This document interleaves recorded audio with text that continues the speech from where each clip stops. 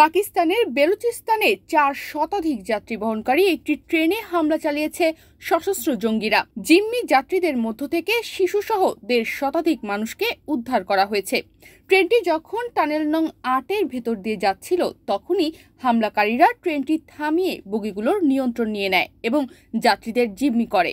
ভিডিওতে দেখা যায় জিম্মিদের কেউ কেউ মিনি বাসে বা হেঁটে বেলুচিস্তানের কোয়েটা রেলওয়ে স্টেশনে পৌঁছাচ্ছেন। যাদের সামান্য আঘাত লেগেছে তাদের তাৎক্ষণিক চিকিৎসা দেওয়া হচ্ছে। আরও 17 জন গুরুতর আহত যাত্রী ও নিরাপত্তা কর্মীকে নিকটস্থ হাসপাতালে স্থানান্তর করা হয়েছে। স্থানীয় গণমাধ্যমের প্রতিবেদন অনুযায়ী সশস্ত্র বিদ্রোহীরা, যাদের বেলুচ লিবারেশন আর্মি সদস্য হিসেবে চিহ্নিত করা হয়েছে, প্রথমে তারা একটি রেল পথে বোমা হামলা চালানোর পর মঙ্গলবার বিকালে দক্ষিণ পশ্চিম বেলুচিস্তানে যাত্রীবাহী ট্রেনটিতে হামলা চালায়। এই সংঘর্ষ বুধবার সকাল পর্যন্ত চলতে থাকে।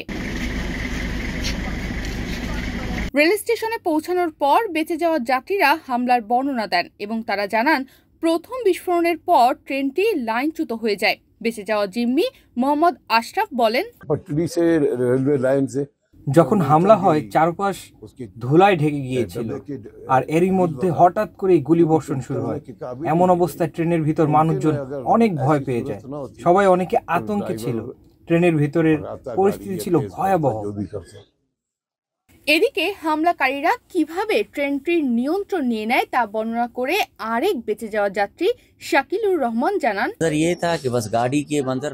যখন হামলা হয় আমরা সামনে কিছু দেখতে পাচ্ছিলাম না। আমরা 9 নম্বর কোচে ছিলাম। হঠাৎই বাইরে থেকে লোকেরা এসে বলল, আমরা তোমাদের কিছু বলবো না, শুধু বাইরে চলে এসো। হামলার পর আমি হেঁটে ট্রেন স্টেশনে পৌঁছাই। কঠিন ভূখণ্ড ও দুর্গম অবস্থান সত্ত্বেও নিরাপত্তা বাহিনী দ্রুত অভিযান চালিয়ে 27 জন সশস্ত্র বিদ্রোহীকে নির্মূল করে এবং জিম্মিদের নিরাপদ মুক্তি নিশ্চিত করে। পাকিস্তানের রাষ্ট্রীয় গণমাধ্যম এমনটাই জানিয়েছে। পাকিস্তান, যুক্তরাষ্ট্র ও যুক্তরাজ্য সহ বেশ কয়েকটি পশ্চিমা দেশ বেলুচ লিবারেশন আর্মিকে একটি সন্ত্রাসী সংগঠন হিসেবে ইতোমধ্যে নিন্দা জানিয়েছে। তনিমা রহমান, বাংলাদেশ প্রতিদিন।